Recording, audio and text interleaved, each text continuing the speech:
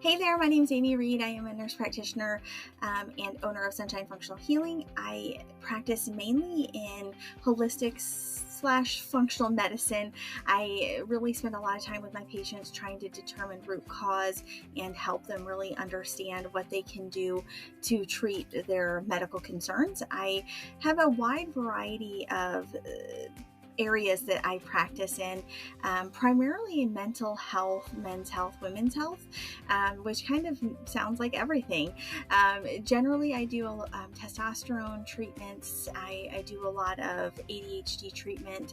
I work a lot with women, women's health, women's hormones, and then also weight loss. All of these seem widely different. However, they all tend to affect mental health. So whether we have obesity, a lot of times that is a mental health component to that. Testosterone being low has a lot of depression, anxiety type side effects. And so this is where I initially became involved in those services when patients would come to my mental health practice.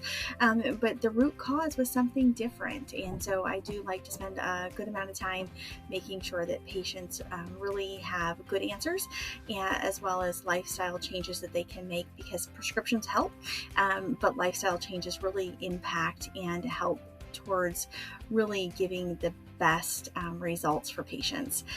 And I practice in 4 states, South Carolina and Michigan. I do stimulant therapy in both of those states. And then I also practice in Maryland and New York. In those states, I do not do any controlled substances, just due to federal regulations. And then I also do regular functional medicine with health coaching in all states. So I have that out there for everybody. Just super amazing. Finally growing my team after having my practice for a couple of years, and I'm just super excited to be a part of Collaborating MD in addition to working with my practice. Thank you so much for this opportunity. Bye-bye.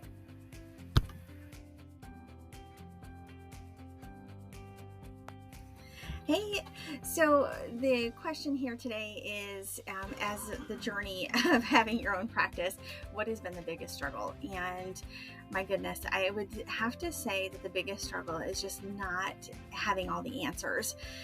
It is super frustrating that as a nurse practitioner, it is so difficult to find rules, regulations, policies, things like that, and the differences in every single state, and how complex the nursing seems to be when doing licensing and trying to open your own practice. There are so many differences between state to state, and that part has been extremely difficult, trying to grow the practice and see patients in other areas and still be able to follow the law to the best of my ability, because so many areas aren't in print and aren't in black and white writing for us to find. Specifically in Michigan, the Nurse Practice Act is pretty much non-existent, and support for nurse practitioners is not as robust as it is in some other states. So this, I think, for me, has been the most difficult part, is, trying to develop the practice, make sure that I'm following the guidelines, rules for state, federal guidelines, in addition to, working with ancillary staff and hiring and knowing exactly what different levels of care can be. So I would have to say that that's probably been the biggest struggle. Outside of that, I think writing policy and procedures for my practice has been extremely difficult. When you have nobody to guide you, nobody to help you develop those protocols, and you're your own provider practice, there's nobody to double check you. There's nobody to say, hey, Amy, you didn't do this, or hey, Amy, you've really got to start checking this box. And so that I think has been the most difficult part for my practice and for me.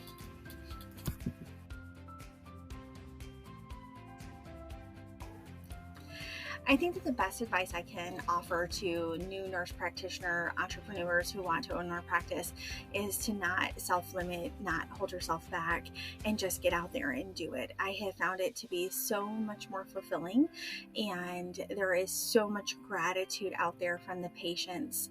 And I really truly believe that nurse practitioners deliver an excellent level of care. And so I would say, do not let the limitations hold you back. Use lots of resources that are out there. Resources such as Collaborating Docs have so much information available for the new entrepreneur. I wish I would have found out about the collaborating physicians prior to when I did. I think I've only been with them for about 8 or 9 months. And I wish I had it sooner, because there is so much valuable information that they share. But also looking to other nurse practitioners who have already done it, looking for somebody there that can help guide you.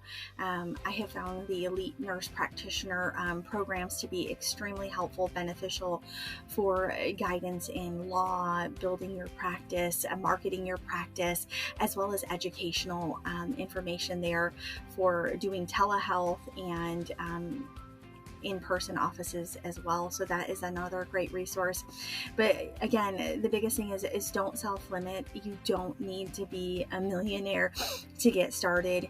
It is not necessarily easy. I often would see advertisements on Facebook about growing your practice and how quickly you're going to become like this millionaire. Unfortunately, that did not happen for me. It has not happened for most of the nurse practitioners I know who have their own practice. However, it does take work, it does take time, it does take diligence. You cannot quit your full-time job and expect to be making that salary next week. It has taken me about 3 years to really get my practice to a level where I am more satisfied and feeling financially secure while growing the practice. I think that that's kind of average. I think that depending the area that you want to work in and what you want to do, there are a lot more opportunities out there. For me, I wasn't able to invest a lot in marketing, and I feel that that was definitely limiting for me to not be able to have guidance in marketing when I first got started. And I think that the things that I was doing weren't the correct things. And initially I was really wanting to do fibromyalgia and really gung-ho on narrowing into that niche. However, I found it very difficult because most of those patients did not want to make lifestyle changes that were necessary to really help fix their problems and symptoms that they were having. And so I spent a lot of time wasted on that, and really found that niche was not difficult. So really double checking what you want to do and the availability and what's out there, and really making sure that population of patients is going to be sustainable. But just go for it, do it, because you won't look back, and you're never going to want to work for somebody else again once you get here.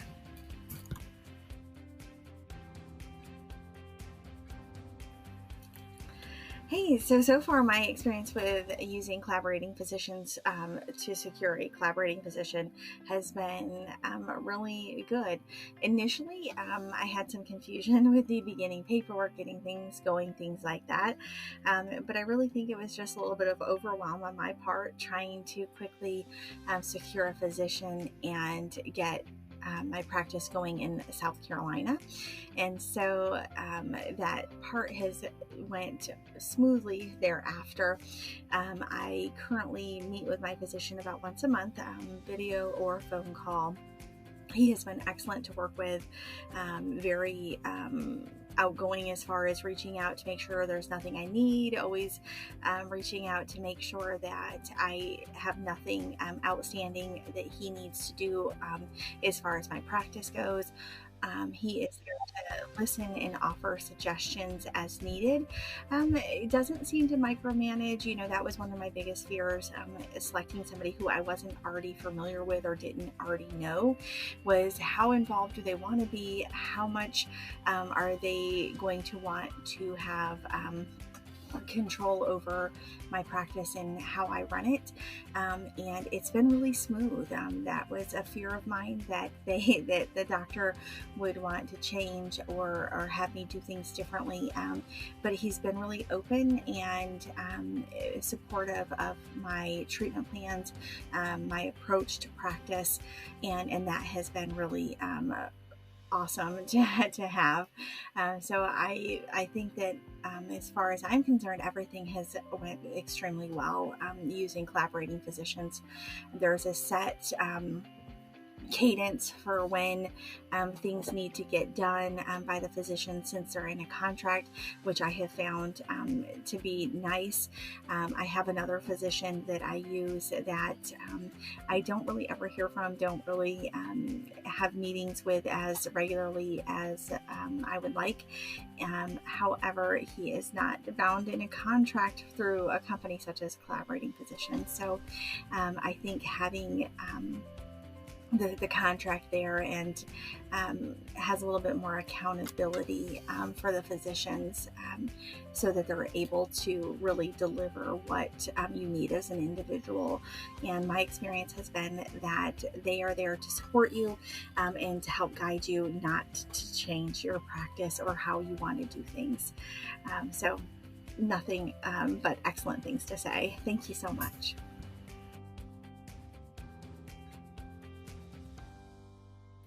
Hey there.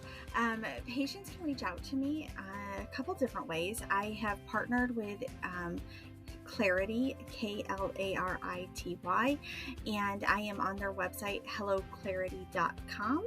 I am in the states Michigan, South Carolina, New York, and Maryland, so they can find me under those different states.